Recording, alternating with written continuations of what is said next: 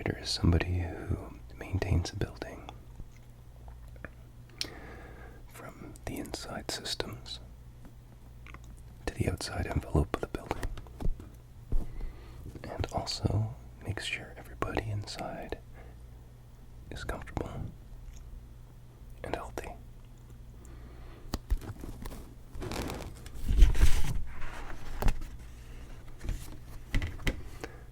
These are my notes that I took in class.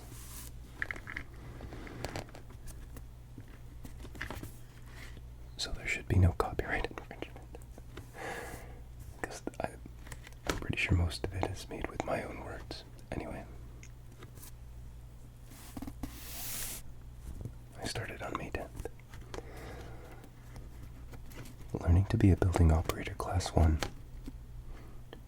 What are the goals of a building operator? You'll have to forgive my spelling. I'm very, very bad at grammar. To ensure the sustainability of the building through awareness and vigilance, and a resource efficiency orientation.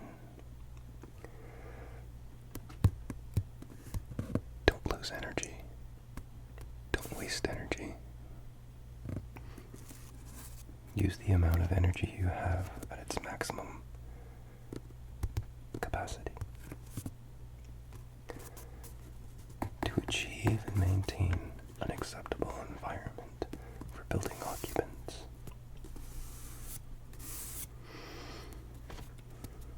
To ensure the safety and security of the building occupants. To ensure that the building systems operate reliably. You have to make sure that all the building equipment is in good working order. That means going every day with a building survey when you go around the building and you check that everything's working fine. Because if something's not working fine, you're going to need to fix it. You're going to need to maintain it, or you're going to need to get help.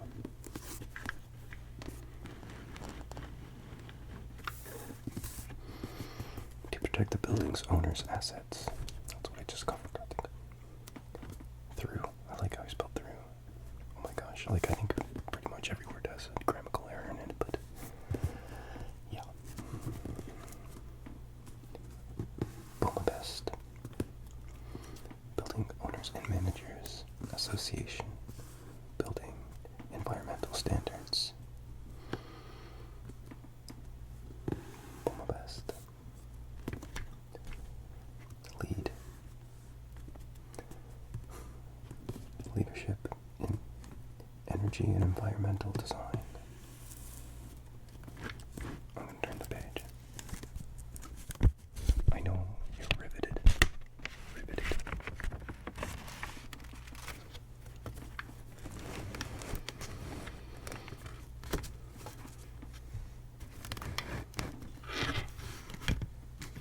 I should probably move the matches.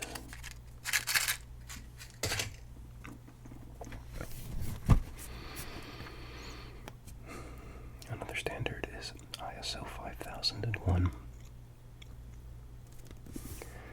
to provide management and strategies to increase energy efficiency and reduce costs.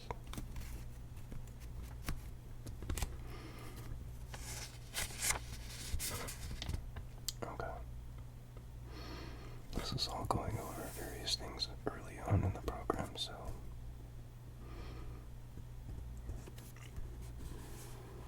I'll probably move to a later chapter because that's what I have to study for tomorrow. Tomorrow's the final exam. Tomorrow's the final exam. Am I nervous? Yes.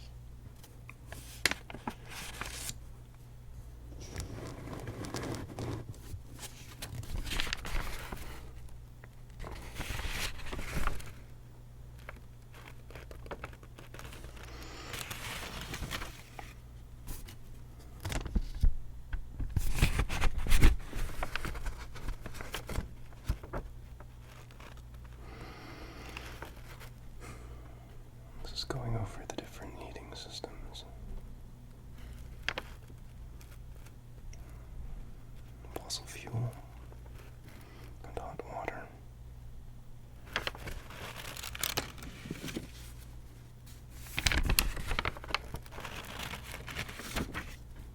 Chapter 5 review, parts of the building envelope. Parts of the building envelope. You have windows. You have to make sure that the insulation on the windows are in good working order, good condition. If they're not, you could get infiltration, exfiltration of heat or cold air coming in or leaving if you want it to stay in, which would result in energy consumption. Or it could also result in pollutants infiltrating the building. I made an abbreviation. I think that's what it's called, an abbreviation. Windows, insulation, floors. E is for walls. Why did I do that? Exterior, maybe? R is for roof. That makes sense. Also, yeah, the insulation, the R factor. If it's not set in the walls properly, if it gets damp, for that matter, then it won't be as effective, and you'll lose energy, and you'll lose money. There could be cracks in the floors. You want to make sure things are insulated. Walls, you want to make sure your walls are in good condition. No humidification has entered the building. Otherwise, it can also affect the R factor.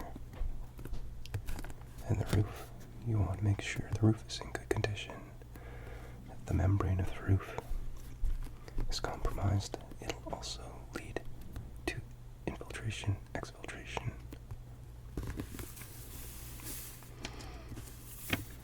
Why is air leakage a concern? Cost loss of building temperature. Comfort level of occupants. Condensation damage.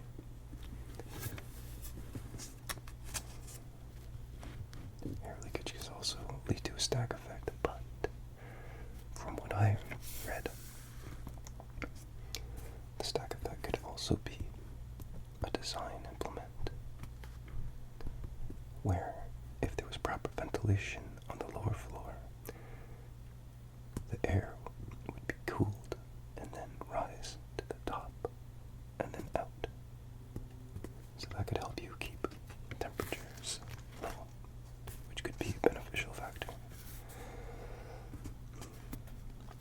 And there's also the wind effect. Yeah. How wind hits the building, creating positive pressure on the front and negative pressure on the wayward side, affecting and creating a suction effect and affecting the temperature in a building. I drew a little picture, but you can't see it. You still can't see it. It's okay, it's a crappy picture.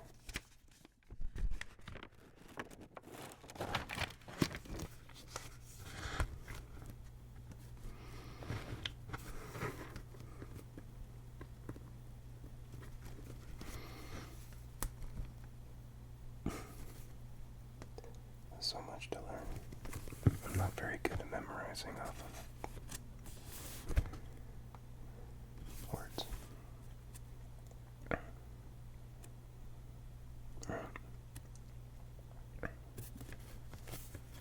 The mechanical room, also commonly called as the penthouse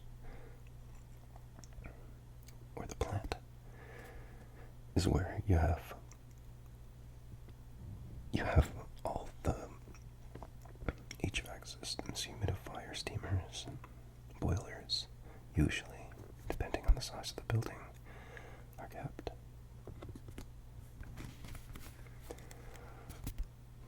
And heaters as well. And then from here I'm going into what are the features of any heating system? Well, you need a fuel and means of igniting it to achieve combustion.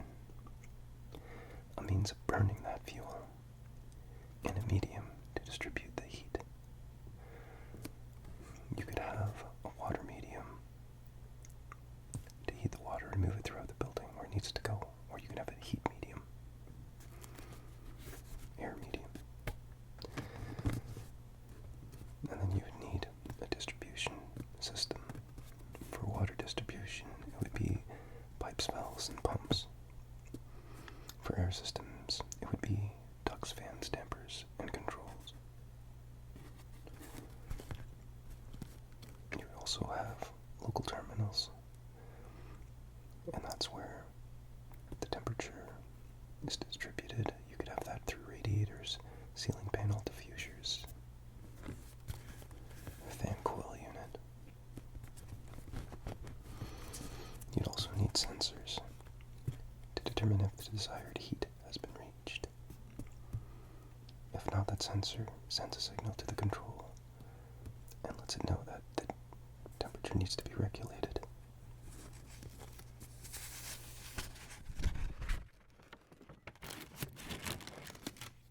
I think the page turning is going to be turned down.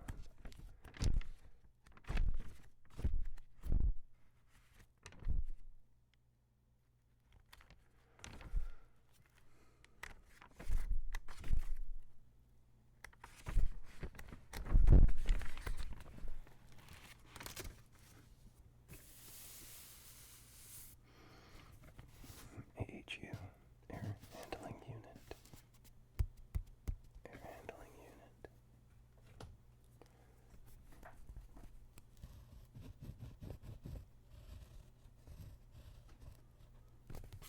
Air handling unit.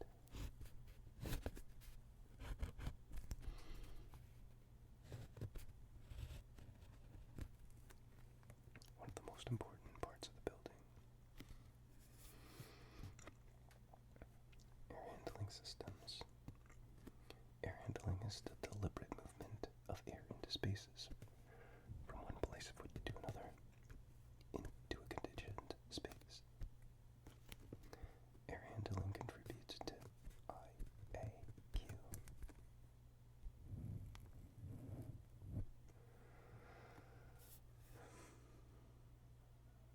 Indoor air quality, which includes humidification, dehumidification, filtration, and temperature.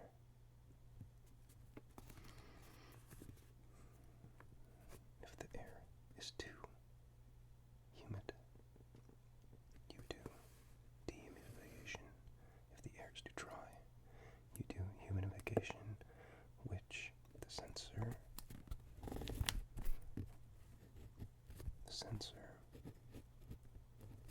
will send a signal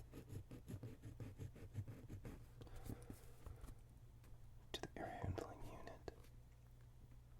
The air handling unit will send a signal to the dehumidifier, the steamer, and the steamer will inject the appropriate amount of mist into the air handling unit.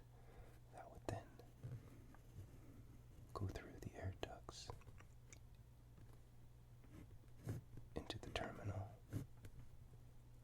which could be a diffuser,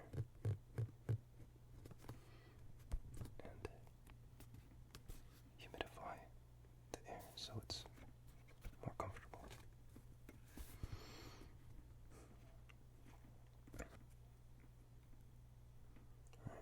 Air handling system consists of heating, cooling, coils, terminals, supply and return vans, filters, and humidifiers.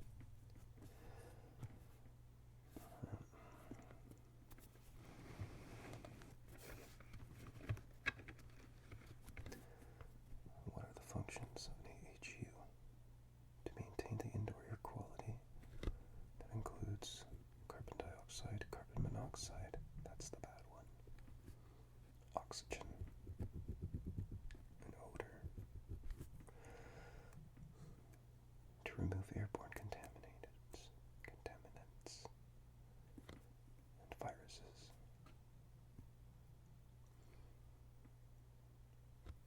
I'm pretty sure that's not how you spell comfort. Yeah, that's how good I am at spelling. To maintain comfort, temperature, and humidity, to remove internal heat gain, to provide special environments for control. Right.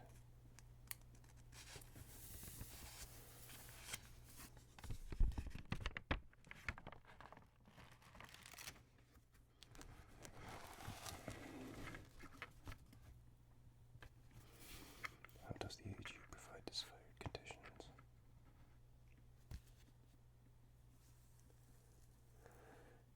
Through ventilation, fresh air outside, and the removal of odors. It does also by conditioning through temperature, humidity, and dehumidity, air circulation, constant movement of air from one space to another. ASHRAE 62. The difference between this is American Association of Heat and Air Conditioning, I believe. So it makes sure that the air is of good quality.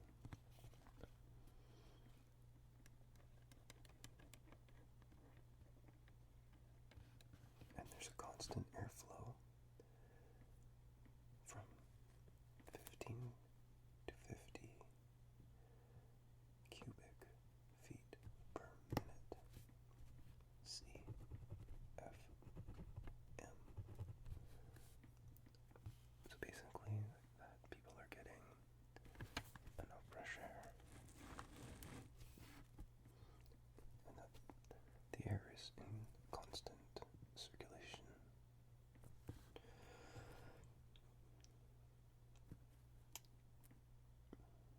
Undesirable substances in the air include pollutants, contaminants, and VOCs. VOC. Volatile organic components. Like if you paint the wall with something, well, probably any paints, they have a varnish in it, which could be harmful for people to breathe in.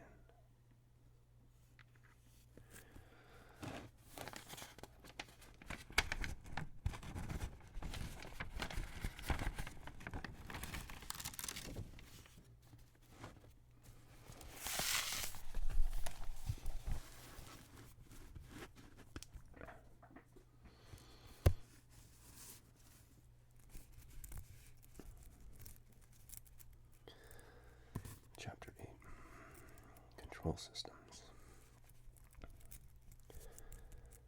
Control systems allow the operator to achieve and maintain a desired condition of the building, temperature, humidity, and amount of ventilation.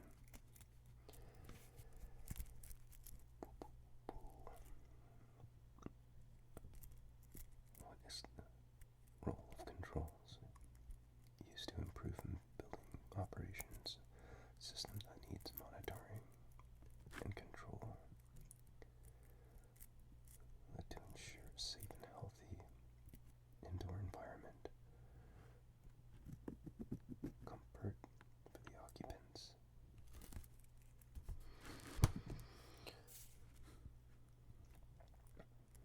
increase the building safety or security, and reduce operating costs.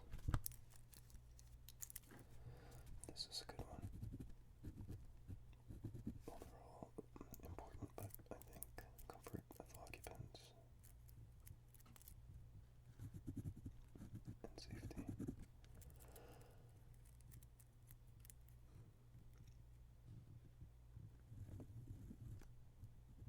Yes.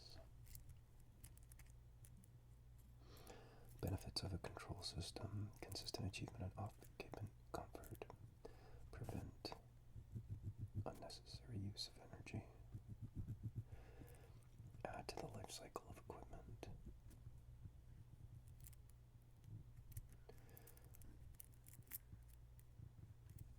conserve energy,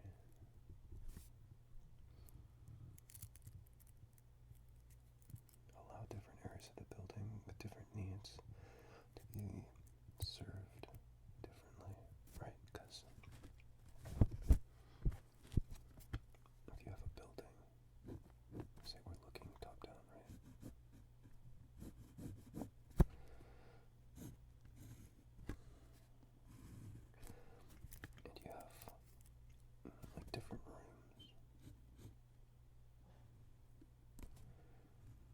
different sizes.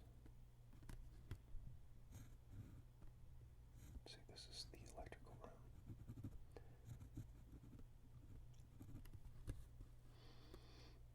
And this is occupant.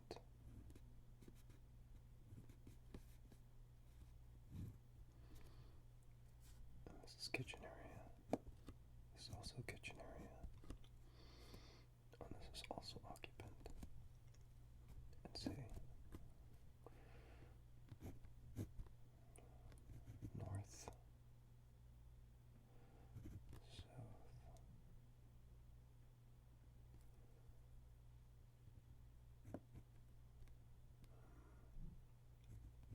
east, west. That was a problem with directions. The heat variations could depend on where the sun is, or the comfort level of the occupants, or the building material. So if in the kitchen there's a large skylight, say, or windows on top, then their temperature difference could be different than the occupants here.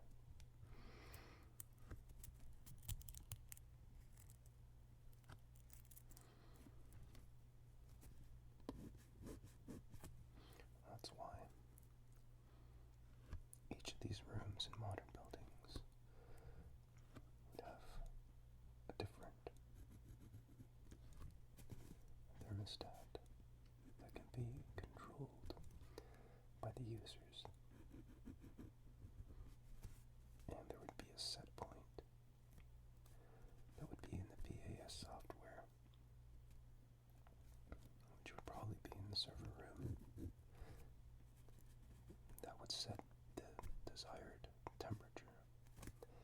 And then based off of the current temperature, it would send signals to the control system that would go back to the BAS to let it know what adjustments had to be made. And if any of the occupants had any desired needs, they may come to the building operator to make those changes.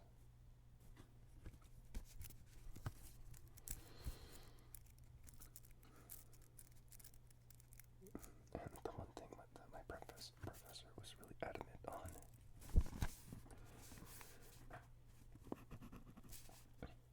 is this word right here. It was this word, and it was also to be vigilant.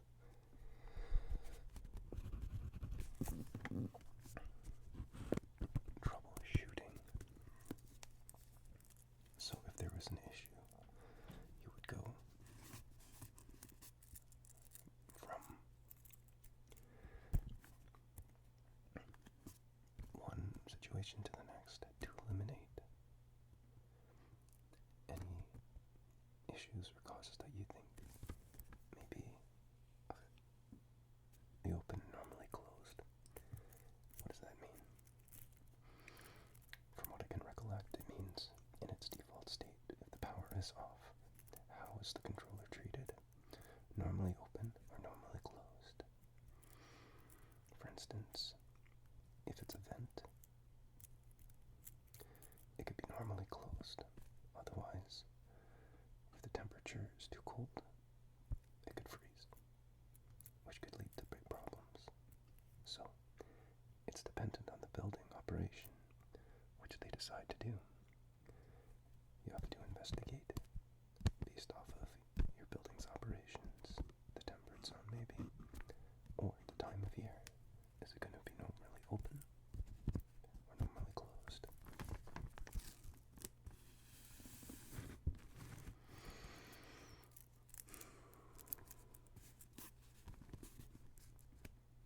Sorry, I'm fidgeting here.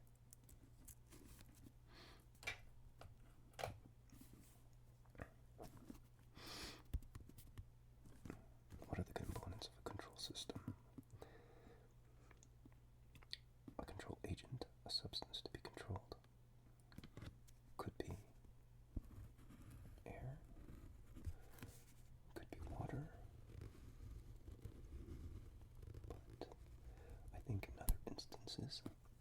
It could be glycol.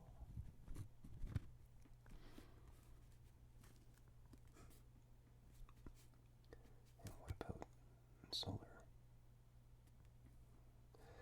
An energy source. Pneumatic,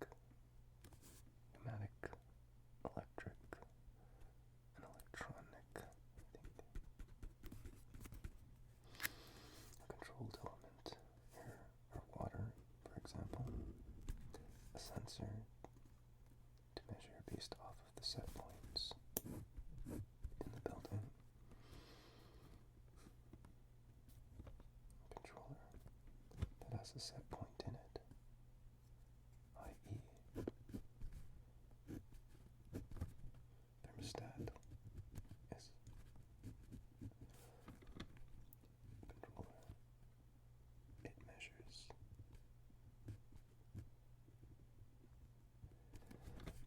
temperature.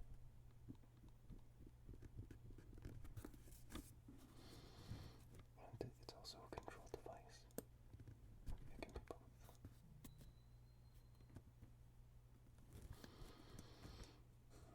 Types of energy sources: pneumatic, compressed air, thermostat, standard cubic feet per minute. Electric uses AC/DC capable of managing complex systems.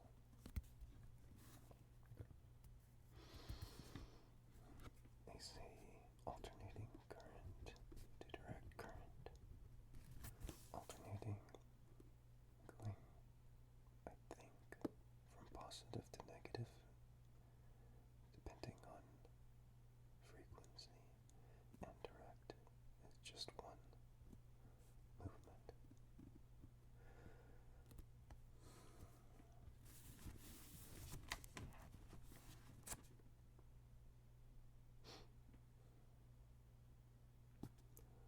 Another control system is electronic, which uses CPUs, central processing units, and other chips and capacitors, and then direct digital control,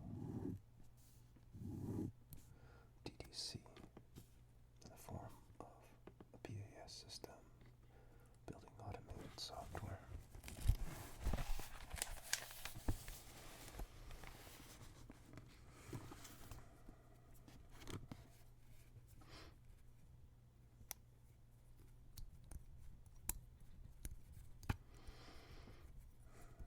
Hydraulics, yeah, that means it's fluid-based.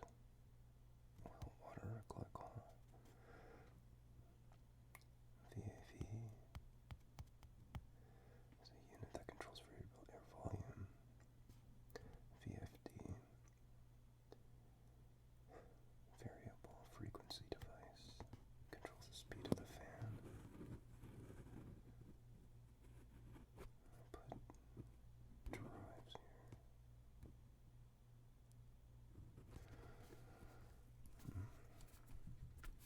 What is the role of a sensor in a control panel?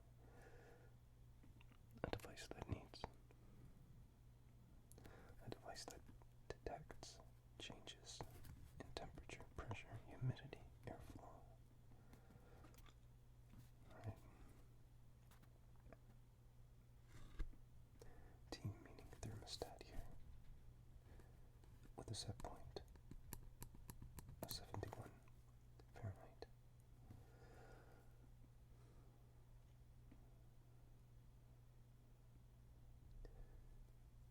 When that temperature deviates from 71, it sends a signal to the actuator valve. In this case, this is a convection heater.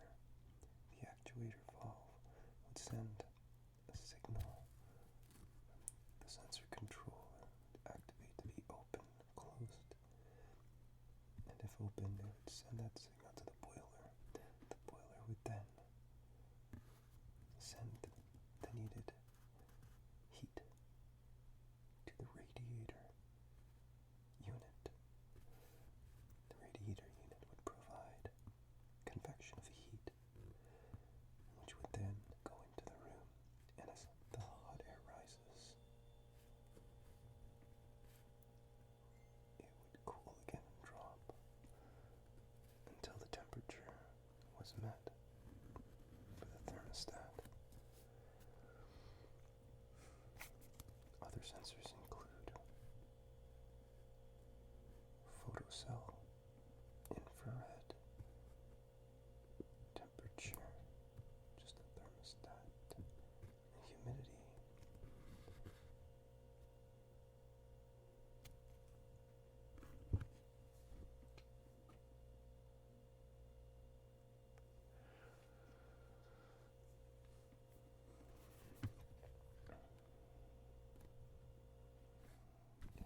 Humidity stat, which is also probably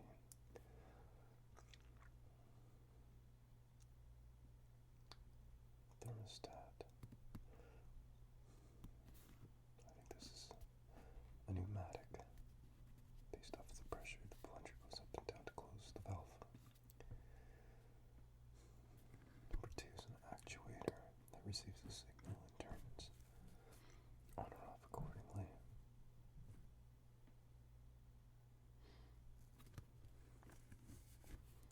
Hydronic actuator, I don't remember that at all.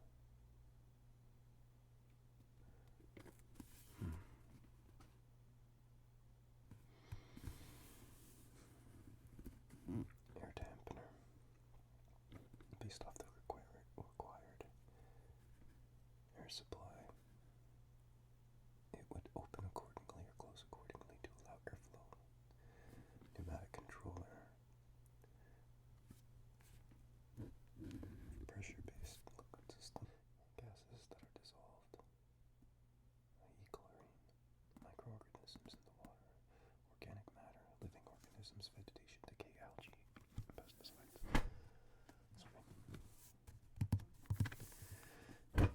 Sorry again. The building operator needs to ensure he, meaning me, I guess, maintains no negative effects on the water quality. What is that? Goodity? Oh boy, I'm in trouble. Consequences of contaminants in the water can result in turbidity.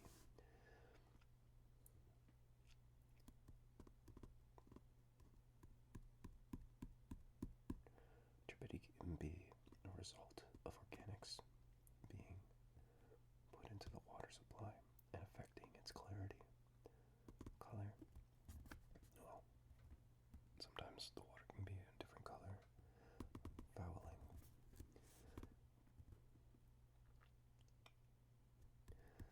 Fouling could be the buildup of organic matter on pipes or filters. Odor. Sometimes there could be odor introduced that needs to be cleared out. Hardness is one of the main factors of water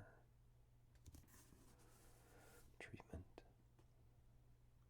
I think it has to do with the calcium buildup in the water, and then softeners are introduced.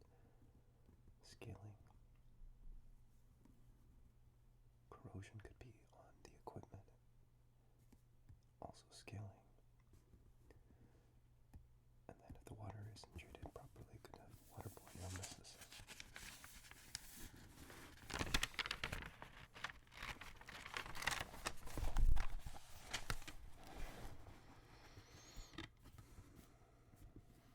What are the types of water in the building?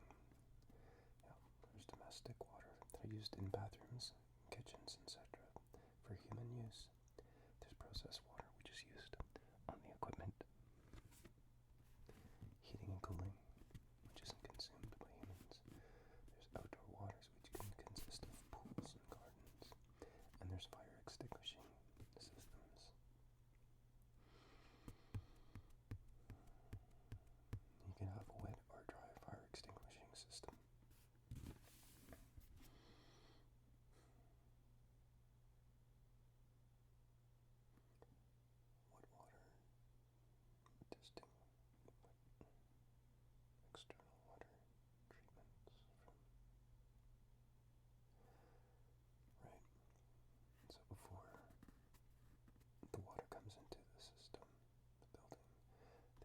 external treatment, which is called pre-treatment, which is the removal of suspended solids, reduction of hardness, removal of bacteria, and removal of salts before the water comes in the building. Is pre-treated.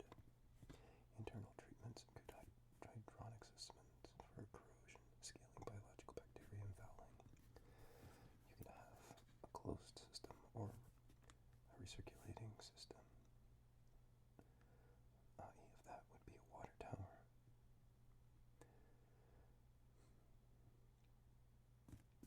How is wastewater treated? Wastewater in a main facility is treated by